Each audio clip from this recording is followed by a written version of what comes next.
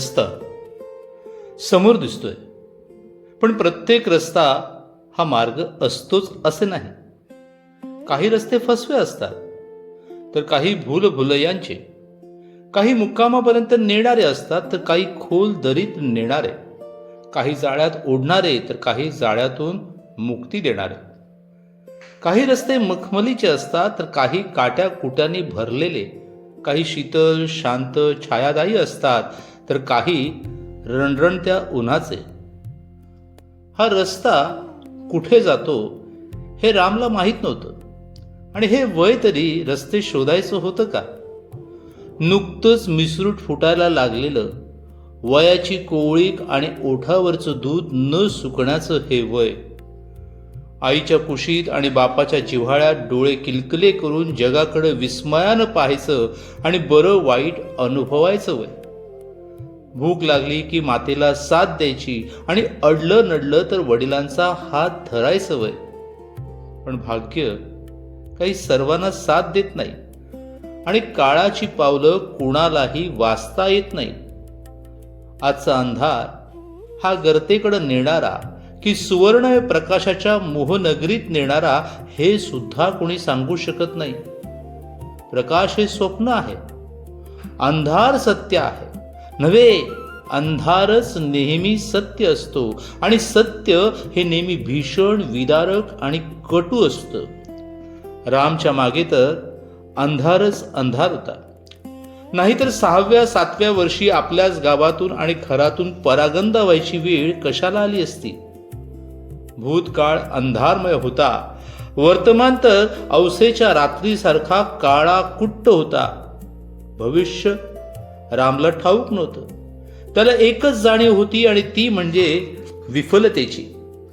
मॅट्रिकच्या परीक्षेत फी द्यायला आपल्यापाशी 15 रुपये सुद्धा असू नयेत, आणि हा समाज. एका होतकरू मुलाला शिक्षणासारख्या पवित्र कार्यासाठी 15 रुपये देण्याची दानच सुद्धा कुणात नसावी. आपली एक साधी महत्वाकांक्षा कुणी पूर्ण करू नये. मग आता जगायचं कशासाठी? कुणासाठी जगून करायचं काय? कोण आपल्यासाठी रडणार आणि कोण अश्रू ढाळणार? आपल्या डोळ्यातले अश्रू तर केव्हाच आटले. इतक्या दाहक रणरणत्या आणि वृक्ष जगात ते अश्रू केव्हा सुकून गेले हे आपल्यालाही कळलं नाही. तर लोकांनी त्याची दखल तरी का घ्यावी? रामने रस्ता निवडला. अनेक मार्गातून एक मार्ग पत्करायचा वज्र निश्चय केला. तो मार्ग अंधारातून निबिड तमाकडे जाणारा होता, अस्तित्वाकडून शून्याकडे जाणारा होता, अमृताकडून मृताकडे जाणारा होता, भूलोकातून यमलोकाकडे नेणारा होता, जीवनाकडून मृत्यूकडे जाणारा होता. रामने आत्महत्या करायची ठरवली. हृदयात पराभव आणि वैफल्य होतं, आणि पोटात नुसता आगडोंब उसळला होता. 2 दिवसात अन्नाचा कण गेला नव्हता, पण उपाशी पोटी कणाकणानं येणारा मृत्यू त्याला नको होता.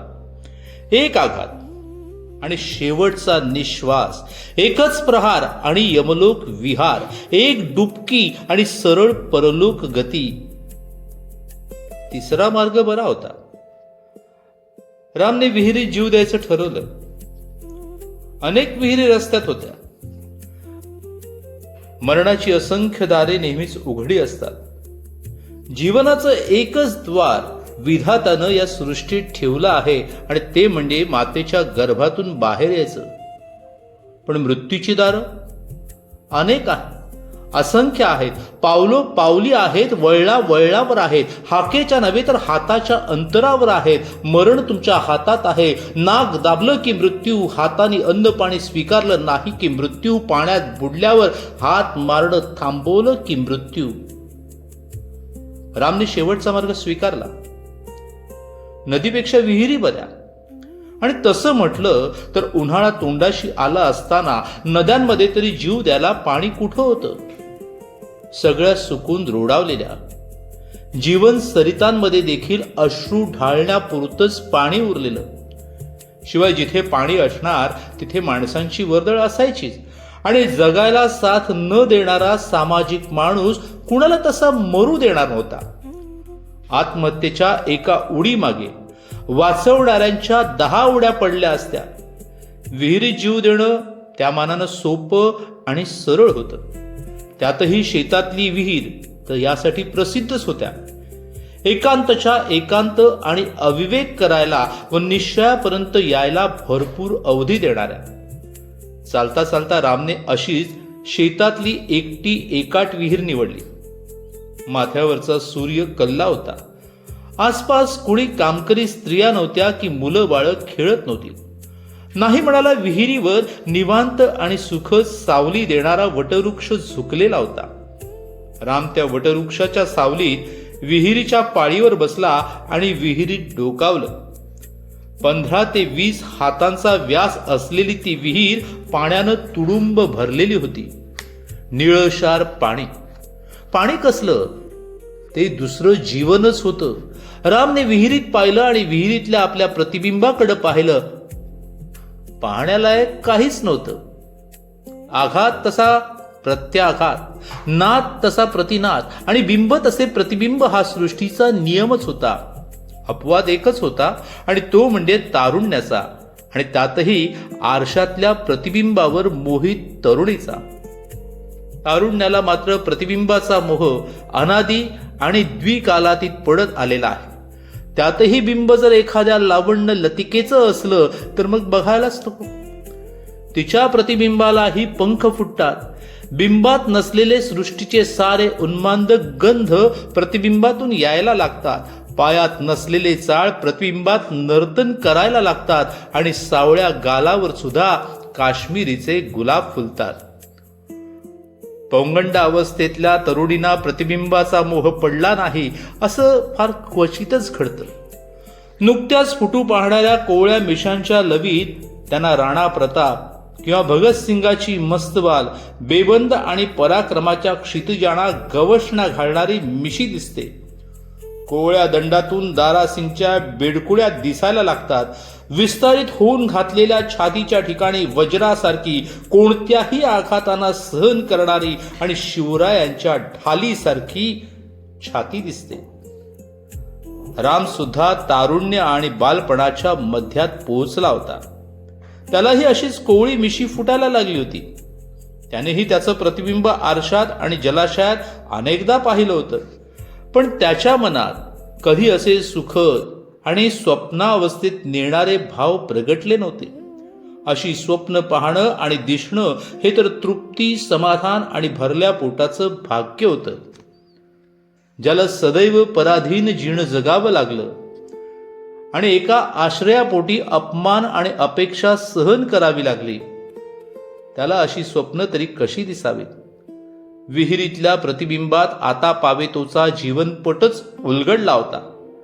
मृत्यूपूर्वी सारा जीवनपट डोळ्यासमोरून जातो असं रामनं कुठंतरी वाचलं होतं. तोच प्रत्यय रामला येत होता. आई तर रामला जन्म देताच काळाच्या अधीन झाली होती. तिची माया तर जाऊ द्याच, पण चेहरा सुद्धा आठवायचं त्याचं वय नव्हतं. जन्मानंतर रामला त्याच्या सावत्र आईने रस्त्यावरच्या कचऱ्याच्या कुंडीत टाकून दिलं होतं. बहीण 2 वर्षांनी आईला आणि वडील 5व्या वर्षी रामला चुलत्याच्या पदरात टाकून पत्नीला भेटायला स्वर्गस्थ झाले. अफाट इस्टेट आणि निराधार एकटा वारस, तेही एक अजाण लेकरू. जगात कंस मामांना कमी नव्हती, तशी कंसाची वृत्ती असलेल्या काकांची पण कमतरता नव्हती. रामचं लालन पालन करणं तर दूर राहिलं, पण काकाची बुद्धी फिरली. प्रॉपर्टीच्या मोहापुढे कर्तव्याची आठवण राहायला काका काही सत्ययुगातले नव्हते. कलयुगातला कली तर संधीचीच वाट पाहत असतो. त्याने काकांना फितवलं आणि बिघडवलं. काकांना नव्हे, प्रति राघोबा दादांना. राम डोळ्यासमोर सुद्धा चालेनासा झाला. त्यांच्यात एकटा कलीच नाही तर कंस, दुःशासन, शकुनी आणि ध्रुवाला परागंदा करणारा उत्तानपात एकाच वेळी शिरले. वयाच्या 5व्या वर्षी त्याने रामला घराबाहेर हकलून दिलं काय, किंवा घर सोडण्यालायक परिस्थिती निर्माण केली काय? परिणाम एकच होता. मारून बदडून राम घर सोडून जात नाही असं पाहून काकानं रामला कोंडूनच ठेवलं. 4-5 दिवस त्याला अन्न पाणीही विचारलं नाही की दार उघडून पाहिलं नाही. अपेक्षा ही की भुकेनं तडफडून रामने इहलोक सोडावा. 6व्या दिवशी काकानं गोडाऊनचं दार उघडलं आणि भूत पाहतो आहे की काय अशा भीतीनं तो किंचाळला, राम तू जिवंत कसा? काका, तुम्ही मला अन्न पाणी दिलं नाही, पण इथे आंब्याचे मास लावले आहेत हे विसरलात.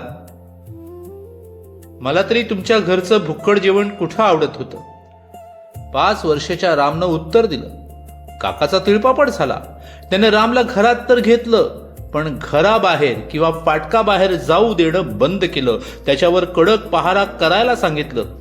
रामला काकाचे डाव कळत नव्हते, पण आपण याला नकोसे झाले आहोत एवढं मात्र कळत होतं.